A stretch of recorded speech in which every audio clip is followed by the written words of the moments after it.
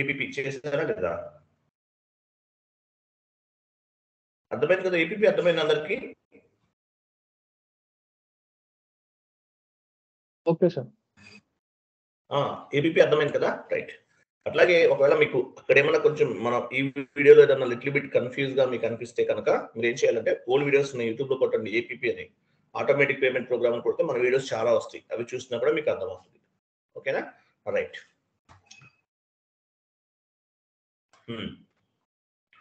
చూడండి next. So APP గురించి మనం డిస్కస్ చేసాము, అలాగే కాన్ఫిగరేషన్ చేసాము, అవుట్పుట్ కూడా ప్రాపర్గా వచ్చింది. నెక్స్ట్, సో ఏపీపీ అనేది ఇంకా చాలా ఉంది ఏపీపీ డిస్కస్ చేయాల్సింది. ఒక హాఫ్ అన్ అవర్ టైం తీసుకుందాము. సో ఏపీపీ అంటే అసలు ఏంటి? ఒక పని చేద్దాం. యాక్చువల్గా ఏపీపీ అనేది ఎందుకు ఉపయోగపడుతుందంటే మనకి 1 మినిట్, నేను మీ చాట్ బాక్స్ లో కొంత ఇమేజ్ పోస్ట్ చేస్తున్నాను, అది ఓపెన్ చేయండి.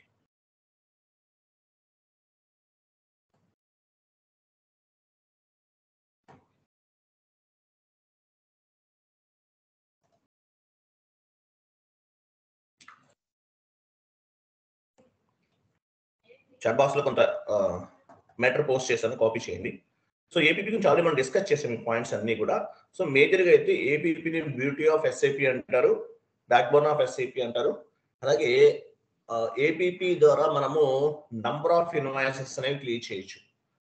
మనం లాస్ట్ క్లాస్ లో ఫస్ట్ ఒక ఇన్వాయిస్ క్లియర్ చేసాం, ఆ తర్వాత ఒక 10 ఇన్వాయిసెస్ క్లియర్ చేసాం. అలా 10 కాదండి, 100 ఇన్వాయిసెస్ ఉన్నా క్లియర్ చేయొచ్చు, 1000 ఇన్వాయిసెస్ ఉన్నా కూడా క్లియర్ చేయొచ్చు అనమాట ఏపీపీ ద్వారా.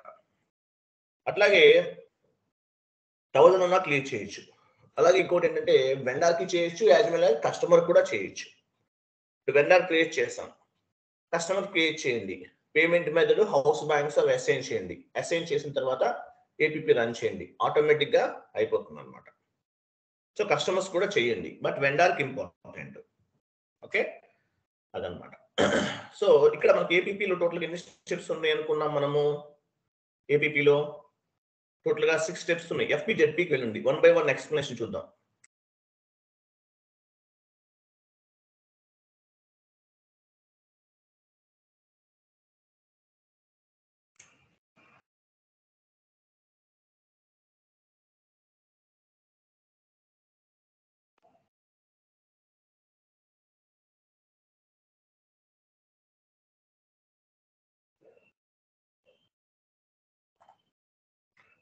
ఏబీపీలో ఎన్ని స్టెప్స్ ఉన్నాయి? టోటల్ గా 6 స్టెప్స్ ఉన్నాయి. సో ఇంటర్వ్యూలో అడుగుతారండి, మ్యాండేటరీగా అడుగుతారు ఈ పాయింట్లు. ఫస్ట్ ఏపీపీ అంటే ఏంటని అడుగుతారు, ఏపీపీలో ఎన్ని కాన్ఫిగరేషన్ స్టెప్స్ ఉంటాయి అనేది మ్యాండేటరీగా అడుగుతారు. సో ఇవన్నీ చెప్పాలి. All company codes, paying company codes, payment method in country, payment method in company code, bank determination, house banks, ఇవన్నీ మ్యాండేటరీగా చెప్పాలి. తర్వాత ఆల్ కంపెనీ కోడ్స్ పైన డబుల్ క్లిక్ చేయండి. పోలీస్కి వెళ్ళి మీ కంపెనీ కోడ్ తీసుకోండి, కంటిన్యూ చేయండి. దానిపైన డబుల్ క్లిక్ చేయండి మీ కంపెనీ కోడ్ పైన. ఇక్కడ చూసారా, sending company code and paying company code ఉన్నాయి. Sending company code and paying company code. So sending company code అంటే ఏంటి, పేయింగ్ కంపెనీ కోడ్ అంటే ఏంటి? కొంతమంది అడుగుతుంటారు, what is the difference between sending company code and paying company code అని question అడుగుతారు. యాక్చువల్గా సెండింగ్ కంపెనీ కోడ్ అంటే చూడండి, ఇది మన గ్రూప్ ఆఫ్ కంపెనీలో ఉన్నటువంటి మరొక కంపెనీ కోడ్, మన కంపెనీ కోడ్ ద్వారా పేమెంట్ చేయాల్సి ఉంటుంది ఒక్కొక్కసారి. దాన్ని సెండింగ్ కంపెనీ కోడ్ అంటారు. పేయింగ్ కంపెనీ కోడ్ అంటే మన కంపెనీ కోడే. ఇప్పుడు పేయింగ్ కంపెనీ కోడ్ అంటే XIA0 అనేది మన కంపెనీ కోడ్. కానీ ఇదే గ్రూప్ ఆఫ్ కంపెనీలో ఇంకో కంపెనీ కోడ్ ఉంది. కొన్ని ఎలా కాదు, మీకు అర్థమయ్యే విధంగా చెప్పండి. టాటాలో టాటా టెలికాం, టాటా మోటార్స్ ఉన్నాయి. మీరు టాటా మోటార్స్ కి పనిచేస్తున్నారు, టాటా టెలికాం కి పే చేయాలి టాటా మోటార్స్ ద్వారా. టాటా మోటార్స్ ద్వారా టాటా టెలికాం వాళ్ళకి సంబంధించిన పేమెంట్స్ ఏమైనా చేయాల్సి వస్తుంది. అటువంటి సిచ్యువేషన్ లో sending company code and paying company code options ఉపయోగిస్తారు. సెండింగ్ కంపెనీ కూడా ఆప్షన్ ఉపయోగిస్తారు. సెండింగ్ కంపెనీ కోడ్ అంటే ఏంటి, inter company transactions, cross company transactions, subsidiary company transactions అని చెప్తారు అనమాట.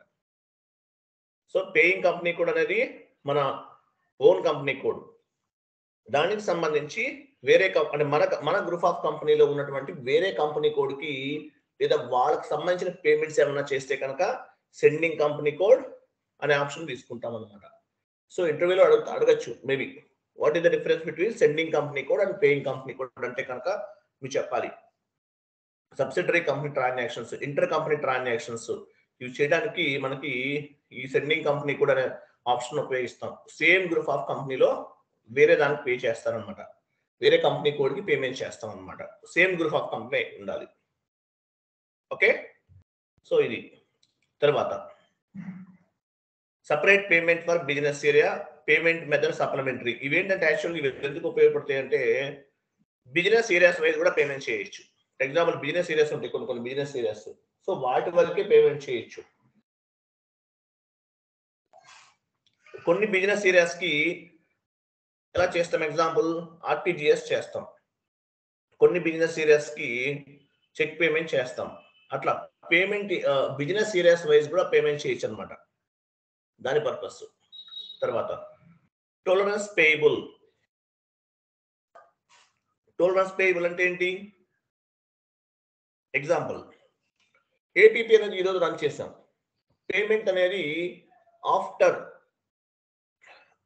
2 days తర్వాత కూడా పిక్ అవ్వాలి బ్యాంక్ నుండి.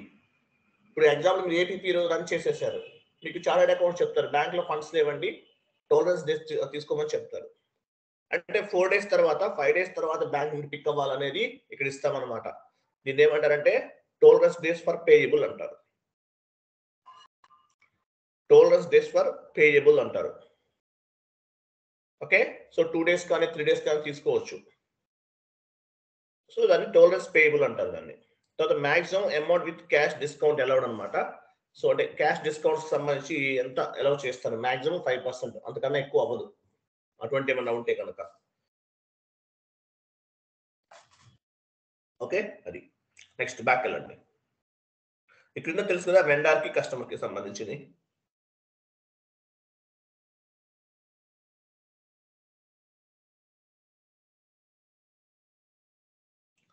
Next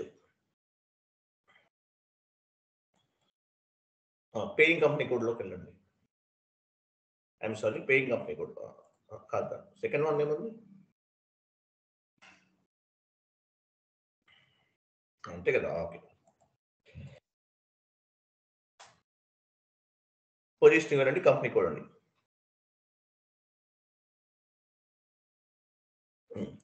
minimum amount for incoming payment అన్నాడు. మినిమం అమౌంట్ ఇన్కమింగ్ ఎంత తీసుకుంటాము, 100 రూపీస్ నుండి మినిమం అనమాట. అంతకన్నా తక్కువ ఏదైనా ఇన్వాయిసెస్ ఉంటే కనుక అంటే ఇన్కమింగ్ అంటే ఏంటి, కస్టమర్ నుంచి వస్తాయి కదా, అట్లా. Minimum amount for out going payment, మనం వెండర్ పే చేయాలి. మినిమం 100 రూపీస్ వాల్యూ ఉన్న ఇన్వాయిసెస్ అన్ని కూడా ఏపీపీ ద్వారా క్లియర్ చేస్తాం. అంతకన్నా తక్కువ ఉంటే కనుక అవసరం లేదనమాట వాటికి సంబంధించింది. ఓకే, తర్వాత ఫార్మ్స్ లోకి వెళ్ళండి. ఇక్కడ చూడండి, ఈ ఫార్మ్స్ ఉంది కదా, ఇక్కడ ఫార్మ్స్ కనిపిస్తుంది. యాక్చువల్గా ఈ ఫార్మ్స్ ఏమంటారంటే,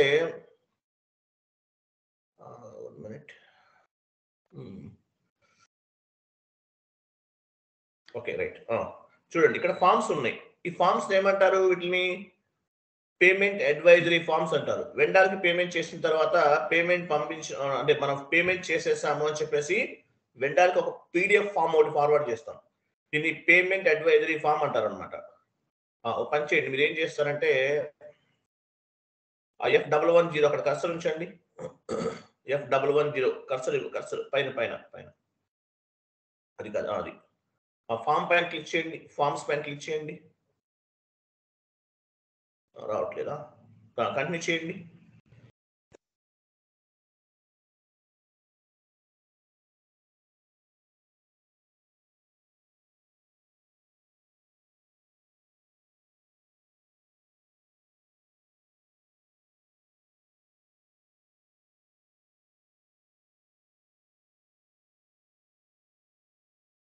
ఐఎమ్ సారీ, టాప్ లో యూటిలిటీస్ ఉంది కదా, వెళ్ళండి. ఎవరు మ్యూట్ చేశారు, పైన ఉంది, ఇంకా పైన టాప్ లోకి వెళ్ళండి, ఇంకా పైన క్లిక్ చేయండి. ప్రింట్ టెక్స్ట్ వెళ్ళండి, ప్రింట్ టెక్స్ట్. చూడండి LP01 అవుట్పుట్ డివైస్.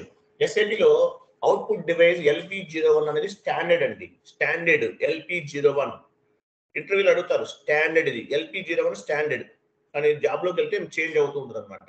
LP01 ఇవ్వండి అక్కడ. అవుట్పుట్ డివైస్ ఏంటి SAPలో LP01 మన ప్రింటర్ ఇది. LP01 అంటే ఏంటి printer name, standard printer name LP01 SAPలో. జాబ్లోకి వెళ్తే ఇది మారచ్చు, చేంజ్ అవ్వచ్చు. బట్ ఇంటర్వ్యూ అంటే కనుక స్టాండర్డ్ LP01 అని చెప్పండి. Print preview.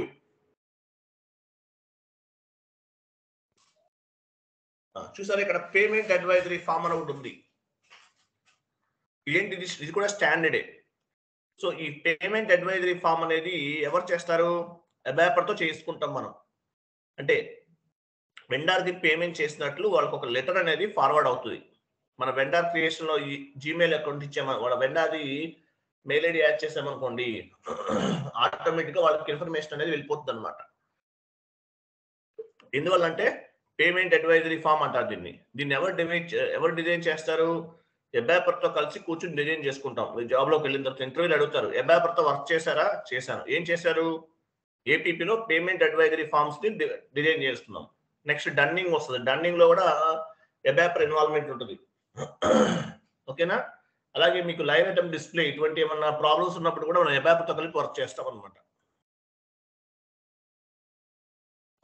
క్లియర్? అర్థమైందా? దీన్ని ఏమంటారు? పేమెంట్ అడ్వైజరీ ఫామ్ అంటారు. దీన్ని పేమెంట్ అడ్వైజరీ ఫామ్ అంటారు. సో వెండర్ కి మనం ఈ అడ్వైజరీ ఫామ్ అనేది ఫార్వర్డ్ చేస్తాం. ఇది ఎవరితో వర్క్ చేస్తారు? జాబ్ లోకి వెళ్ళిన తర్వాత అబాపర్ తో కలిసి వర్క్ చేయించుకుంటారు. Next sender details. కిందకి రండి, బ్యాక్ వెళ్ళండి, back again back. Sender last లో ఉంది. సెండర్ డీటెయిల్స్ క్లిక్ చేయండి. ఇక్కడ చూడండి టెక్స్ట్ ఐడి అన్నాడు. ఇవన్నీ కూడా ప్రింట్ కి సంబంధించి అనమాట. టెక్స్ట్ ఐడి, టెక్స్ట్ ఐడిలో ADRS ఇవ్వండి. ADRS capital. Letter header ADRS underscore header left side చూడండి HEADER లెఫ్ట్ సైడ్ ఉంది, అదే ఇవ్వండి. నెక్స్ట్ ADRS అండర్స్కోర్ ఫోటర్ FOOTER అక్కడ స్పెల్లింగ్ అక్కడే ఉంది, లెఫ్ట్ సైడ్ చూడండి. తర్వాత సిగ్నేచర్ దగ్గర header underscore signature ADRS underscore signature. ADRS underscore signature. ADRS underscore sender. So ఇవన్నీ వేటికి సంబంధించినవి? ఫార్మాట్ అన్నమాట. పైన ఫార్మాట్ ఉంది కదా, వాటికి సంబంధించిన డీటెయిల్స్ అనమాట. లెటర్ లో ఫార్మాట్ వస్తుంది కదా, వాటికి సంబంధించి అబాపర్ సంబంధించి మనం ఏం చెయ్యము, జస్ట్ మీకు ఐడియా కోసం నేను చెప్తున్నాను. ADRS common. తర్వాత అక్కడే ఉంది లెటర్ హెడర్. ఎక్కడ నుంచి చూపించండి? హెడర్, అదిగో హెడర్. ఫోటర్ కామన్. ADRS కామన్ గా ఉంటుంది. తర్వాత ఇవన్నీ వస్తుంది, లాస్ట్ లో యాడ్ అవుతాయి. ఓకే, అంటే ఇవన్నీ స్టాండర్డ్ నేమ్స్ యాక్చువల్ గా. బట్ అబాపర్ ఏం చేస్తారంటే చేంజ్ చేస్తుంటారండి. ఇవన్నీ స్టాండర్డ్ ఇవి. Next step payment method in country. Back వెళ్ళండి. అది సేవ్ చేయొద్దులేండి, అవసరం లేదు. Again back. No, payment method in country position వెళ్ళండి. పేమెంట్ మెథడ్ తీసుకోండి.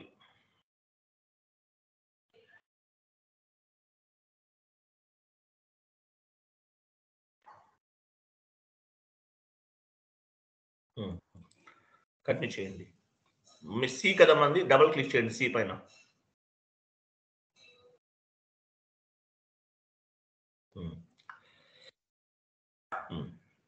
ఇక్కడ చూడండి సి ఉంది. అవుట్ గోయింగ్ పేమెంట్ వెండర్కి అయితే, కస్టమర్కి అయితే ఇన్కమింగ్ పేమెంట్. తర్వాత చెక్ తీసుకుంటున్నాము. ఎలో ఫర్ పర్సనల్ పేమెంట్స్ అంటే ఏంటి? శాలరీస్ కి సంబంధించిన ట్రాన్సాక్షన్స్ కూడా ఏపీపీ ద్వారా చేయొచ్చు అనమాట. తర్వాత street to post box number, ఇవన్నీ మ్యాండేటరీ ఇవ్వాలి, ఇవ్వటం బెటర్. తర్వాత డాక్యుమెంట్ టైప్ ఫర్ పేమెంట్ అన్నాడు, ZP document. So vendor invoice clear చేస్తే మనకి ఏపీపీ ద్వారా జెడ్పీ డాక్యుమెంట్ జనరేట్ అవుతుందని చెప్పాను మీకు అవన్నీ తెలుసు ఆల్రెడీ. ఓకేనా? జెడ్పీ డాక్యుమెంట్ కానీ జెడ్వి డాక్యుమెంట్ కానీ జనరేట్ అవుతుంది ఏపీపీ ద్వారా చేస్తే కనుక. మీరు ఇంకోటి స్ట్రీట్ పోస్ట్ బాక్స్ నెంబర్ అది తీసుకోలేదు అనుకోండి, ఏమైనా అడ్రస్ ఫామ్ అవ్వచ్చు. ఓకేనా? అలాగే వెండర్ పేమెంట్ మాన్యువల్ గా చేస్తే ఏమొస్తుంది? మాన్యువల్ గా చేస్తే కేజెడ్ డాక్యుమెంట్ వస్తుంది, కేజెడ్. అదే ఏపీపీ ద్వారా చేస్తే జెడ్పీ డాక్యుమెంట్ కానీ జెడ్వి డాక్యుమెంట్ కానీ జనరేట్ అవుతుంది. మర్చిపోవద్దు, ఇంటర్వ్యూలో అడగచ్చు. మాన్యువల్ గా క్లియర్ చేస్తే ఏ డాక్యుమెంట్ అవుతుంది, ఏపీపీ ద్వారా చేస్తే ఏ డాక్యుమెంట్ వస్తుంది. మాన్యువల్ గా చేస్తే కేజెడ్ డాక్యుమెంట్, అదే ఏపీపీ ద్వారా చేస్తే జెడ్పీ డాక్యుమెంట్. క్లియర్ కదా? రైట్. నెక్స్ట్ ఇంకేముంది?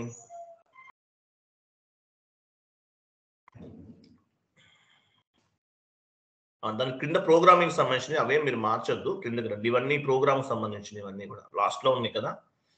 చెక్ ప్రింట్ ఫార్మాట్స్ అంటారు వీటిని. ఇవేమి చేంజ్ చేయొద్దు, యాస్టిల్ గా ఉంచేయండి. ఎబాపర్ చూసుకుంటారు ఇవన్నీ. Okay, back.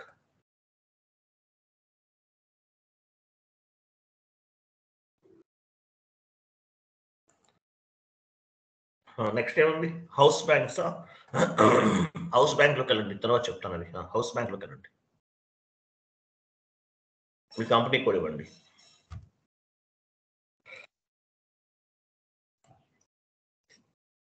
Okay, house bank లోకి వచ్చాం.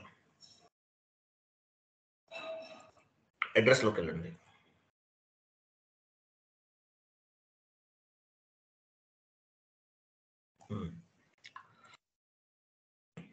సో ఇక్కడ అన్ని మనం బ్యాంక్ డీటెయిల్స్ ఇస్తాము. బ్యాంక్ డీటెయిల్స్ అంటే కంపెనీ కోడ్ సంబంధించిన బ్యాంక్ డీటెయిల్స్ అన్ని ఇస్తాము. ఈ హౌస్ బ్యాంక్స్ గురించి నేను సపరేట్ చెప్తాను, ఈ రోజు చెప్తాను, మీకు క్లాస్ చెప్తాను. సో ఇవన్నీ ఏంటి? బ్యాంక్ డీటెయిల్స్ అనమాట. కంపెనీ కోడ్ కి ఒక కంపెనీ కోడ్ ఉంది. మీ కంపెనీ కోడ్ కి ఎన్ని బ్యాంక్స్ ఉంటాయి? ఎగ్జాంపుల్ 4 బ్యాంక్స్ ఉన్నాయి. సో ఆ బ్యాంక్ డేటా అంతా కూడా మనం హౌస్ బ్యాంక్స్ లో మెయింటైన్ చేస్తాం అనమాట. సో ఇన్ఫర్మేషన్ అంతా మీరు ఎక్కడ తీసుకుంటారు? మీ జాబ్ లోకి వెళ్తే మీ క్లయింట్ దగ్గర నుండి గ్యాదర్ చేసుకుంటారు. ఓకే, నెక్స్ట్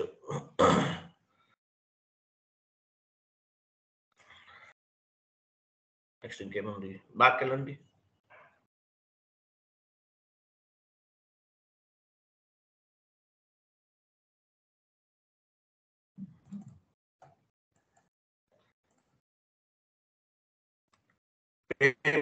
మధ్యలో country పెనండి.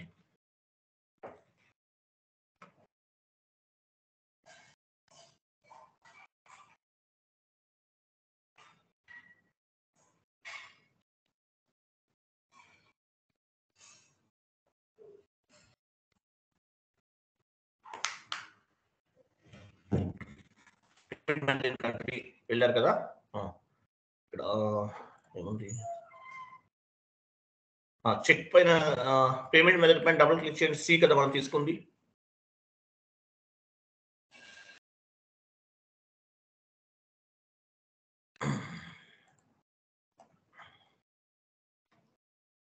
Payment method company code వెళ్ళండి, తర్వాత చెప్తాను. ఇది payment method company code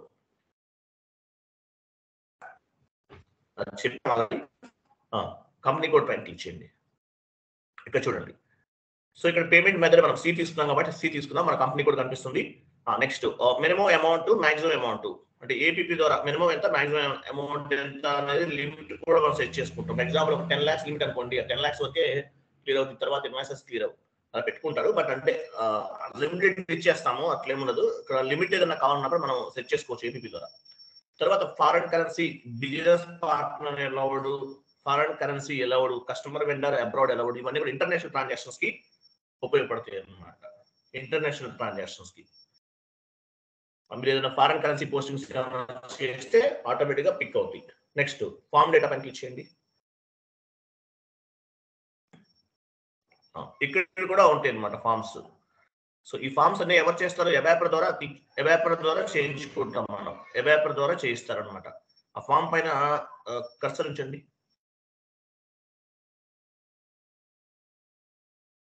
click చేయండి, ఫామ్స్ పైన క్లిక్ చేయండి. కంటిన్యూ చేయండి. యూటిలిటీస్కి వెళ్ళండి. యూటిలిటీస్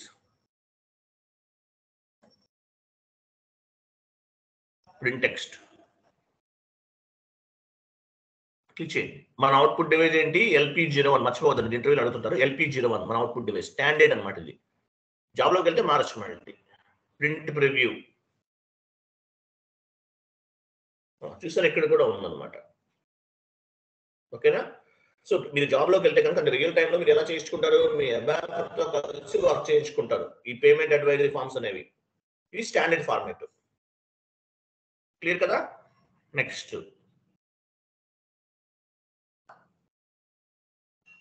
ఇవి స్టాండర్డ్ ఫార్మాట్స్ ఇవన్నీ కూడా. బ్యాంక్ డిటర్మైజేషన్ వెళ్ళండి.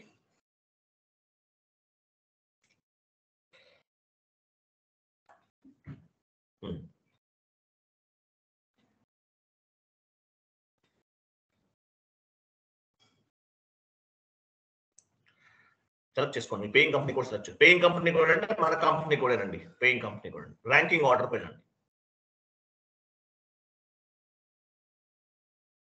ఓకే, చూడండి ఇక్కడ ఏముంది? ర్యాంకింగ్ ఆర్డర్ మనం 1 ఇచ్చాం. ఇక్కడ చూడండి, అవన్నీ మీకు తెలుసు.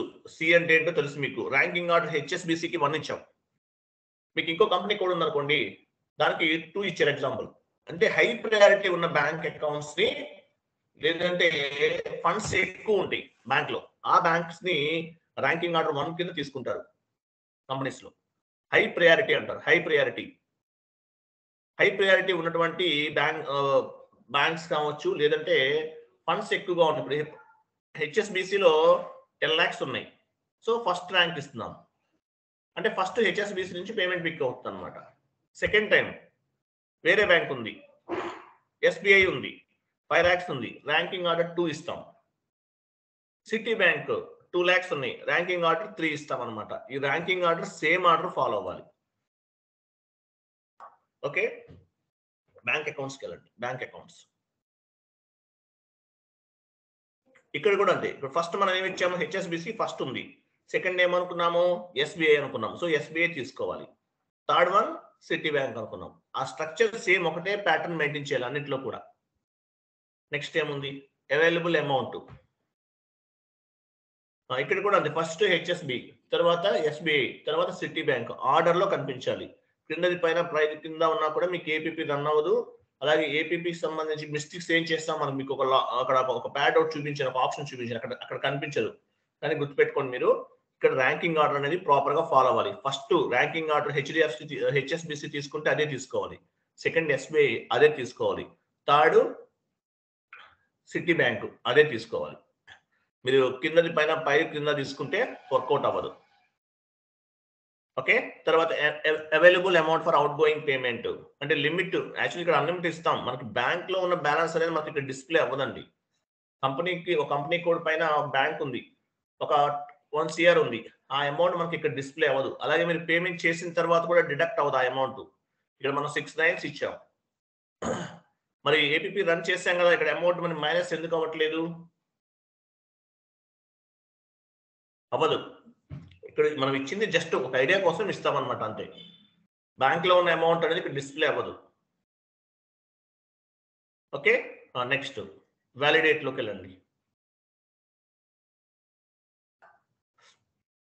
ఇక్కడ కూడా HSBC ఫస్ట్ ర్యాంకింగ్, తర్వాత సిటీ బ్యాంక్, SBI ఉండాలి, తర్వాత సిటీ బ్యాంక్. అంటే ఏ ప్యాటర్న్ అనుకుంటే అదే లెవెల్లో ర్యాంకింగ్ ఆర్డర్ అనేది మెయింటైన్ చేయాలి.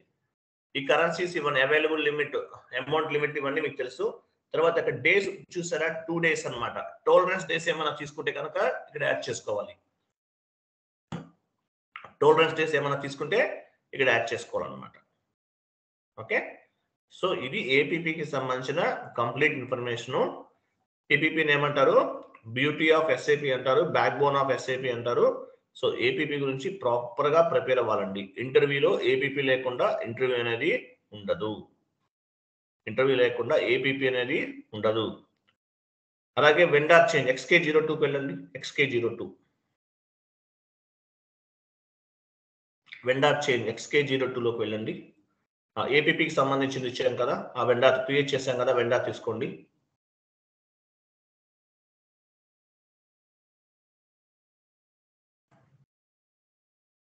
పేమెంట్ ట్రాన్సాక్షన్స్కి వెళ్ళండి, సెలెక్ట్ చేసుకోండి, లాస్ట్లో ఉంది పైన కంపెనీ కోడ్ డేటాలో ఉంది.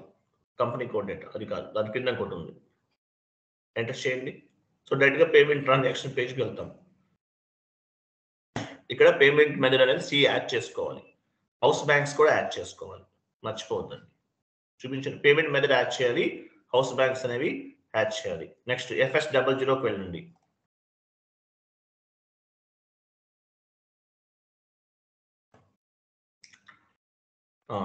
బ్యాంక్ అకౌంట్ ఓపెన్ చేయండి. బ్యాంక్ జిఎల్, HSBC జిఎల్ ఉంది కదా, ఇక్కడ కూడా మీరు యాడ్ చేసుకోవాలి.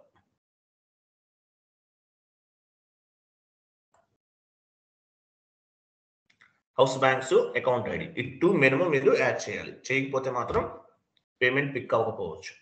కాబట్టి ఇక్కడ మ్యాండేటరీగా అసైన్ చేయండి. SAP అంటే ఏంటి?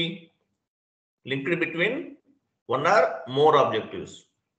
కాబట్టి ప్రతిదీ కూడా మనం లింక్ చేయాలి, చేయకపోతే అవ్వదు, గుర్తుపెట్టుకోండి. నెక్స్ట్ క్లియర్ అందరికి?